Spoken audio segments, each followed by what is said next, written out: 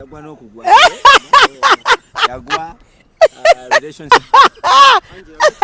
But I was young. I was in my teens.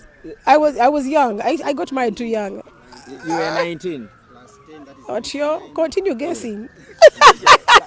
Angela. But you guys, do I look this good? Because the obsession of my age. Imagine what it means to me.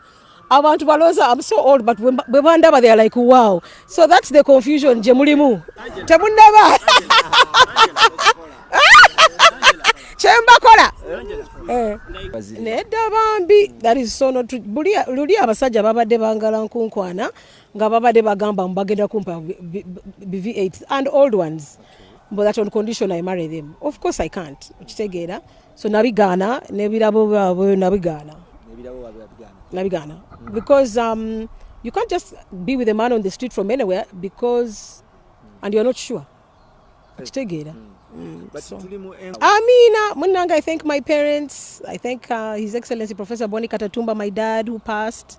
May he rest in peace. I thank my mom, Gertrude Katatumba, who's alive. I mean, if it wasn't for them creating such a legacy for us, what would we do? You know what I'm saying? So thank God for them. Yeah, it's because of them. You're 40 years and above, but who says that is you will continue guessing my age, banange. You'll continue. If I'm telling you that I have time, who are you to say I don't have time? Ukitegeera. Nze sijja kubagamba myaka byange kubanga temuli magezi mu kuyogera mu bya myaka. Ukitegeera. I'm not interested in that. So you will continue guessing. But I'll do things at my timing. Kubanga nina choices. I don't have to settle. Abawala bangi bali wano basettlinga kubanga they want security, kubanga they want, to depend on someone because they were raised kunoonya omusajja wabeereyo, he takes care of them. But I am lucky I don't have those problems because I'm independent. I was raised to be independent. So when you're independent or not choices, you can say sigena genda nawe leero okitegeera no yes no. I can decide what I want. So siri kasigiri sina pressure.